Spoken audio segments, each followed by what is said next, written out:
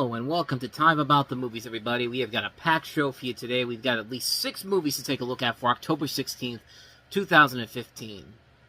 Yeah, 6 films. I just got that correct. But let's start off with the biggest of the new releases, and that is, of course, Goosebumps, a.k.a. the type of family film you should be releasing in October and not whatever the hell they were doing with Pan. But upon moving to a big city from a big city to a small town, a teenager, played by Dylan Minnette, finds a silver lining when he meets the beautiful girl Hannah, played by Odeya Rush, living right next door. But every silver lining has a cloud, and Zach's comes when he learns that Hannah has a mysterious dad who is revealed to be R.L. Stine, played by Jack Black, the author of the best-selling Goosebumps series.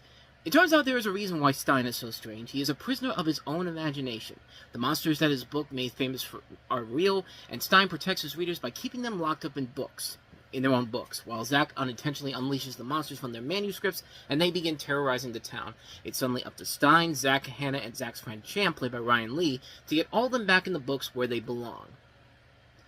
So yeah, this is of course based off the very popular Goosebumps series that a lot of us read back in the 90s and all that. I mean, and of course there was the TV series, and really, you had to be one of two people. You were either a Goosebumps fan, or you were an Are You Afraid of the Dark fan. And for me personally, Are You Afraid of the Dark, I think, was the much better show. I mean, Are You Afraid of the Dark took a lot more chances than Goosebumps did. Goosebumps had some very fun ideas all across the board, but, I mean, Are You Afraid of the Dark has moments that still hold up after all these years in terms of scare factor, man. I mean, that show scared the crap out of me when I was a kid, but, this movie in particular, it's one of those ones where, coming from the trailers early on and looking like a film where it really felt like they were going to just kind of take the idea of Goosebumps and not make anything out of it.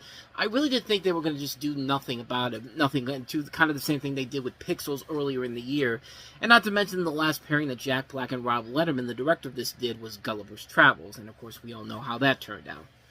But, much to my surprise, and much to everybody's surprise, they actually did a pretty good job of making this work. They make it work solely because they respected the source material, they respected R.L. Stine's creations, while also managing to put together some very funny scenarios over the course of the film. I mean, the film is essentially kind of like a kid-friendly version of The Cabin in the Woods. I mean, down to all these different monsters coming out and terrorizing this town. I mean, it's a very fun concept overall. Yeah, the story's nothing new or creative, but what the film does with it leads to a surprisingly enjoyably fun family film that's not afraid to take chances, and it takes a lot of chances with it, and it does work very well. I mean, this was definitely one of the big surprises I saw coming out that season, and yeah.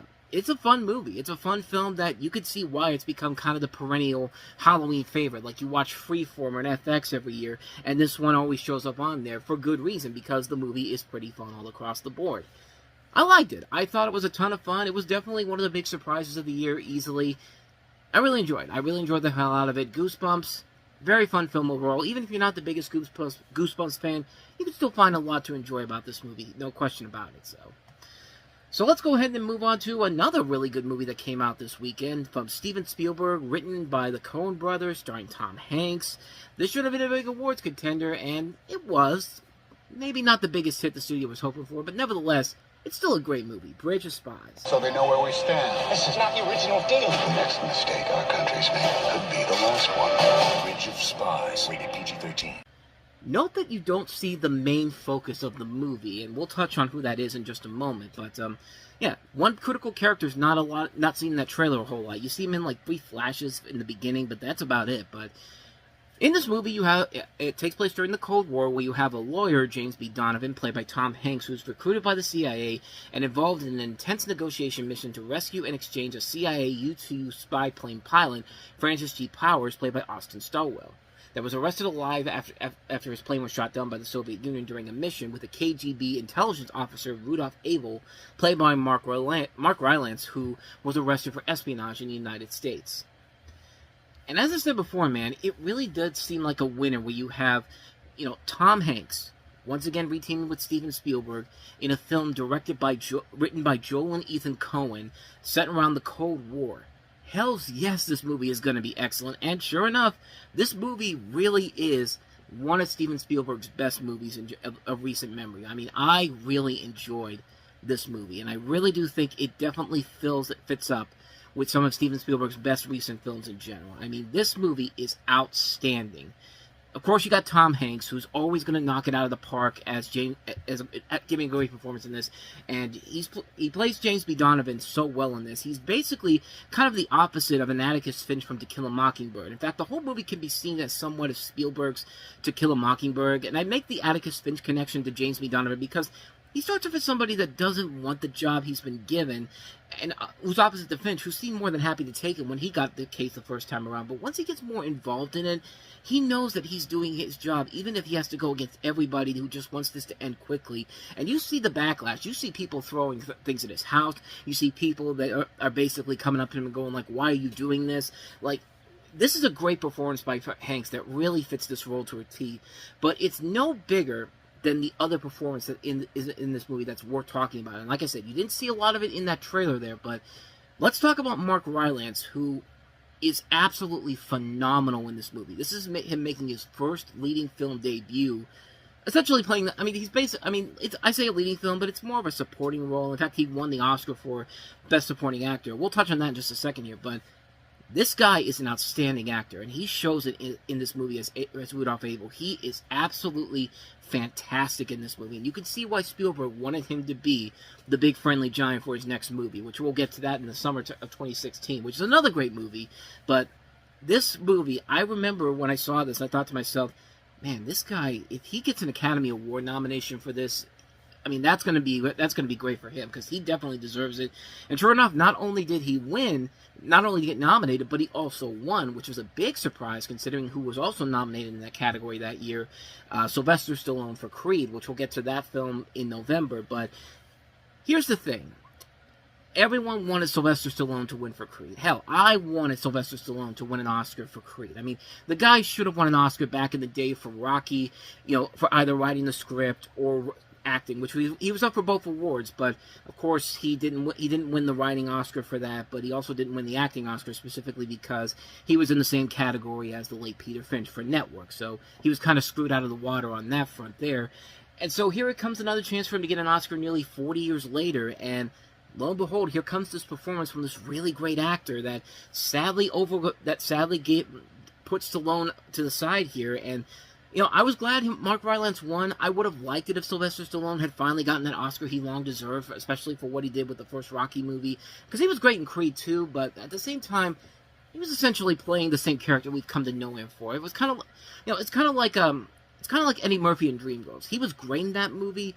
It would have been amazing if he won the Oscar, but in a year where you had really good performances all across the board, with Alan Arkin winning the Oscar for Little Miss Sunshine, I mean, it was going to be hard for Eddie Murphy to win that award to begin with. I mean, you could say that Norbert kind of killed his Oscar buzz, but at the same time, I don't think it really would have helped in the long run. I think he still probably would have lost if Norbert had not come out. But for Mark Rylance, man, I was really happy he won the award for this, because he is the heart of this movie. His performance is so good in this. And, before this, he'd done a lot of work on Broadway. He won Tony Awards. I mean, he was a recognizable actor there. And for his first acting debut in a film, I mean, he really, well, I wouldn't say acting debut. I mean, his first real big role opposite somebody like Tom Hanks. I mean, he has to go up against Tom Hanks, and Steven Spielberg does a great job of working with this guy and showing the potential he has as a great actor as a whole.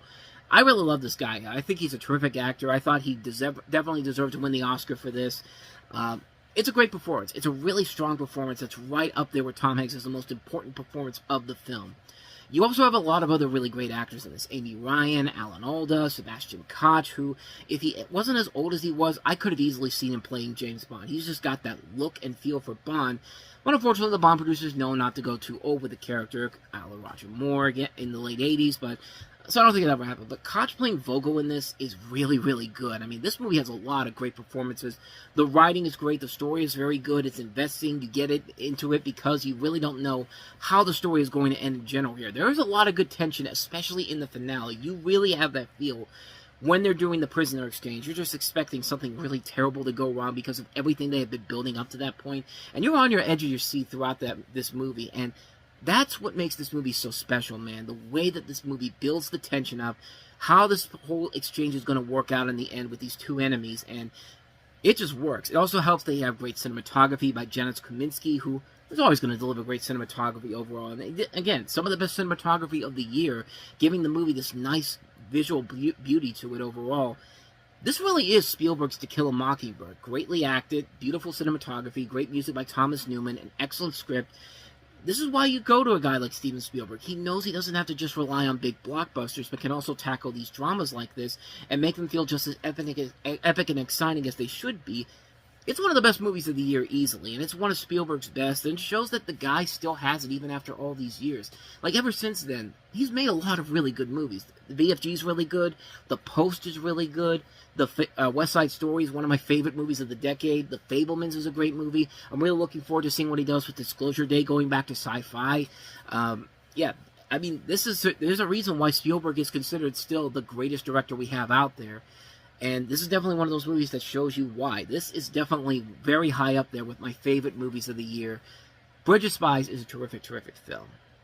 So with that said, let's go ahead and move on to another great director who has a new movie out this weekend, Guillermo del Toro, with not one of his better movies. In fact, I would argue that this is probably the worst thing he's ever directed, but not all of it is bad. Let's talk about Crimson Peak. You're imagining things. Only she holds the key to unlock the secret of Crimson Peak, rated R. So in this movie, you have Mia Wasikowska playing Edith Cushing, who's running away from a family tragedy, and she marries Thomas Sharp, played by Tom Hiddleston, a mysterious stranger. She comes to live with him and his sister, Lady Lucille Sharp, played by Jessica Chastain, and starts to find out that Sharp's home is filled with ghosts. And like I said, Guillermo del Toro is one of the best visual directors we have out there, and to be perfectly honest, one of the best directors out there, period. He hardly ever makes a bad movie to his name, and I remember a long time ago I talked about how every good director is entitled to one bad movie, and let's just say, Guillermo, this is yours right here, buddy. It's not that I don't think the movie is bad either, I just think it's very underwhelming. Don't get me wrong, this is an incredible looking movie, and there's a reason why you get a guy like Guillermo del Toro to do a film like this. He's one of the best visual directors out there, and this is it right here, man. The movie looks amazing, the visuals are fantastic, the ghost effects are really good too. This is a gorgeous looking film, but everything else is where you see Del Toro dropping the ball big time. I mean, yeah, the visuals are nice, but what do we always talk about here? Great visuals don't make a good movie, and this movie is pretty lame. I mean, this is a bland, boring-ass movie. The characters, well casted, but they're boring, they're melodramatic, and offer up no real connection at all. And these are all very talented actors in these roles, but they're just given nothing to do to actually make us care for them, except to just be the typical horror movie cliche characters. I mean, Wasikowska has every reason and opportunity to get out of this house, but she decides not to because, well, she's a white person, and that'd be stupid. And a white person would be stupid to leave a haunted house. Now, if it was a black person, yeah, they would have been gone as soon as somebody mentioned the word ghost. It's like, yeah, I'm out of here, just run away. I mean, it's the truth, but you can tell from the introduction of Hiddleston and Chastain's characters that something isn't right about these two characters. The only person I ever find coming off likable in this is Jim Beaver playing the father of Edith. He's great, and even somebody like Charlie Hunnam does a pretty good job in this too, but really he's not really given a whole lot to do in general. The story is your predictable haunted house horror movie. The people still stay in the house even though they know something terrible is happening. It's almost as bad as the 90s remake of The Haunting, and trust me, that's the worst example of a predictable haunted house horror movie. I mean, when you have a scene where two people are with you and they leave as soon as the piano wire almost slits one of their eyes open and never return again, maybe you should take the advice and follow them out of there, because what you're going to be in for the next hour and a half is bad CGI, and that movie is the definition of a bad CGI-filled horror movie set in a haunted house. But the worst aspect about the movie is that while it does have a lot of good creepy imagery, there's no scares in this movie. You can't have a good horror movie without scares that actually work. Like, you don't even have to do jump scares. Like, there's hardly any scares, and the best ones we saw were already in the trailer, in the commercial, and you would think that somebody with a reputation like Guillermo del Toro would know better than this. But the best way to describe this movie is that it's a style over substance movie. It's got the impressive visuals that fits right into Del Toro's territory, but it really did feel like everything else to Del Toro was completely completely unnecessary. Like, he wanted to put the focus on the visuals, and that was it. Everything else just falls flat. It's a bore fest. There's nothing about the characters that make them memorable. The story is predictable. There's no good scares. It's the first real misstep from a usually reliable director in Guillermo del Toro, and is easily one of the biggest disappointments of 2015 easily. But to his defense, he'll be back in a couple of years with a film that will not only return him to form, but will eventually get him his long-deserved Academy Award for directing and the Best Picture with The Shape of Water. But for this, not one of his better films. Not one of his better films at all. So let's go ahead and move on to, speaking of some more award winners, here's the Oscar-winning Best Actress Brie Larson in Room. Inspires and uplifts the soul. You're gonna love it. What? The world. Room, rated R, now playing. Ah, yes, back in the day when Brie Larson wasn't seen as a pariah because she agreed to star in Captain Marvel, heaven forbid. Captain Marvel's not that bad. Those movies are not terrible, and she was not terrible in any of these movies. But you know, the internet says otherwise because Brie Larson, heaven forbid, she takes on a movie where she's a superhero movie where she's the lead, and all of a sudden the internet's got to go like, oh no, it's just like. It's really pathetic when you look at it in the end. I mean, come on. You're really gonna deny this woman's talents because of a superhero movie? Did you not see some of the other movies she has done before this film and since then? Yeah, let's talk about this movie, because this is a really good movie. It stars Brie Larson as a young woman who has been held captive for 7 years and whose 5-year-old son, Jacob Tremblay, was born in captivity. Their escape allows the boy to escape the outside world for the first time ever. You have a cast that also includes Joan Allen, Sean Bridgers, Tom McCamus, and William H. Macy among the cast. And this is directed by Lenny Abramson, who we've touched on a couple of his movies in the past. We talked about, did we talk about Frank? I could have sworn we talked about some of his other movies. I don't think we ever covered Frank. Maybe not. Maybe this is the first time we're talking about one of his movies. But regardless, this is a really good movie, and it shows how far Brie Larson has come from, starring in stuff like Scott Pilgrim vs. the World, and, what was the other one she was in?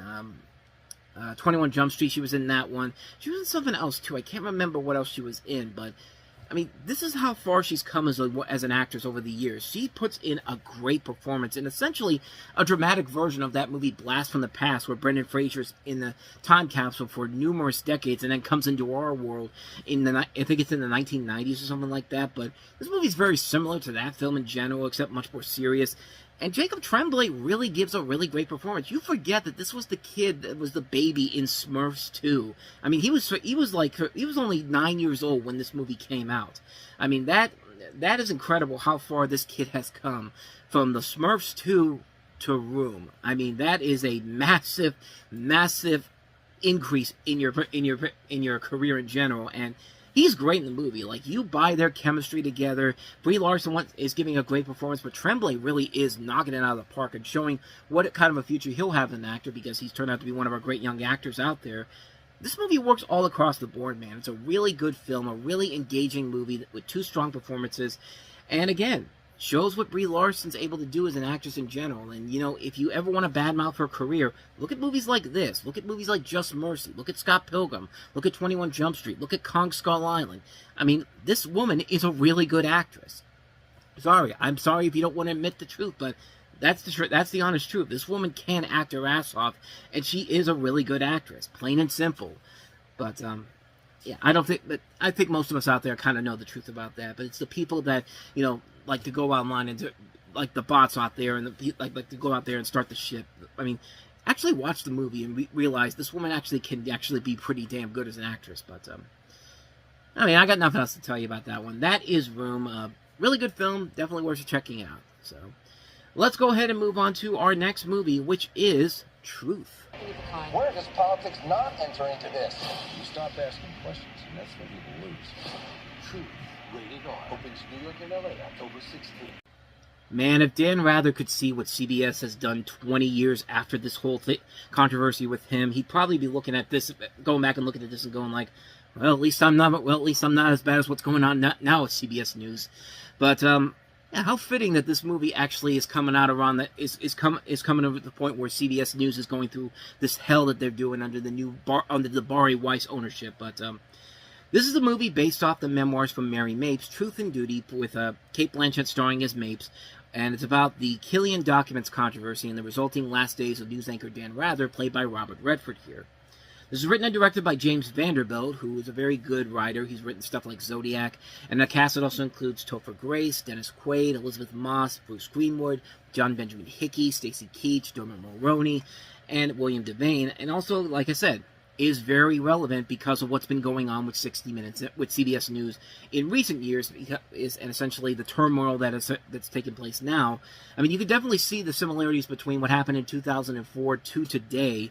And yeah, this is a movie that is very much a movie that I think is something that needs to kind of be seen nowadays, just to see how CBS handled this stuff back in the day here. And, you know, it's very interesting that CBS basically didn't approve the film, but they didn't make a whole lot of changes about it, and they basically weren't planning on condemning the film. They were just kind of like, we'll just let it go. It'll come and pass. I mean, it's not a movie that nobody's going to really remember, which they were kind of right on that, because this thing, unfortunately, was not a big hit critically or financially. But Dan Rather did praise the movie, saying there is so much right about the film, and I think that's the best thing that's even ever been up on the screen about how television news really works. The reporting side of it, the telephone calls, wearing out the shoe leather, going to see people, developing sources. And he also praised Robert Redford's performance, saying that he did not, which I appreciated that much, tried to imitate. He tried to get some essence of me as a person and a professional. And really, he's kind of right. Robert Redford really is very good as Dan Rather. He's not doing the Dan Rather speaking types. You know, he's not really copying Dan Rather. He's doing his own thing while only adding a little bit of elements from Dan Rather's speaking abilities. And it makes for a very intriguing film in general here. I'm not going to say it's a classic movie by any means necessary, but it's a movie that is kind of underrated, and one I think definitely that deserves a lot more attention, especially with the CBS News once again being in the news themselves nowadays for some of the stuff that's going on there now with the new regime. This is actually a pretty good movie. I was actually kind of surprised at how much I really enjoyed it. Definitely one worth checking out if you haven't seen it. Truth is one, very underrated, definitely worth checking out one time. But with all that said, let's go ahead and move on to the last film we have here. Probably one of the most important movies of recent memories, because it's the first time that Netflix is going to be taking on some movies of their own. And they picked a pretty good one to start off their feature film division, which is Idris Elba in Beast of No Nation. So it's basically a serious version of Who Killed Captain Alex.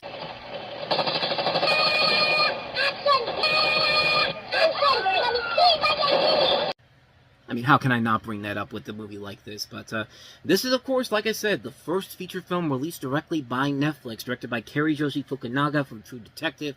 One of the films that essentially kind of gave him the next James Bond movie, No Time to Die, even though it would come 6 years after this movie's release. This is based off of a novel by Uzodinma Iweala, and it follows a young boy who becomes a child soldier as his country experiences a horrific civil war. Shot in Ghana and starring Idris Elba, Abraham Atta, Amake Aberbreeze, Grace Norty, David Donta, and Opiima Fagbonhungbi. Probably got all these names wrong, but I'm just reading it off Wikipedia here. And the book itself is being named after a Fela Kuti album.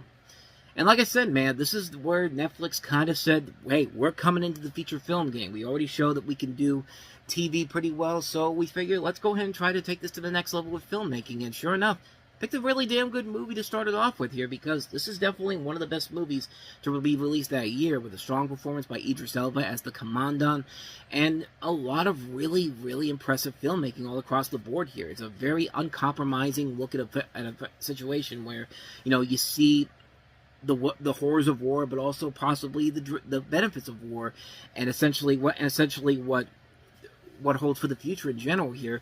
And it was a movie that really changed the game a lot, because remember, this is a movie that Netflix is putting out on their own, and Netflix was notoriously known for the longest time to be against theater releases. I mean, when they were going to buy Warner Brothers, that was the big thing everyone was worried about. You know, how serious is Netflix going to be with Warner Brothers releasing films theatrically? And, you know, Netflix was notoriously known for doing that, to the point where the online release of this actually had a lot of controversy, where the traditional 90-day release window of exclusivity to theaters caused a lot of the big studios, AMC, Carmike, Cinemark, Regal, to drop the film from getting a release. So basically, the company that put this out in theaters, Bleecker Street, had to go to a smaller number of theaters to put this out there.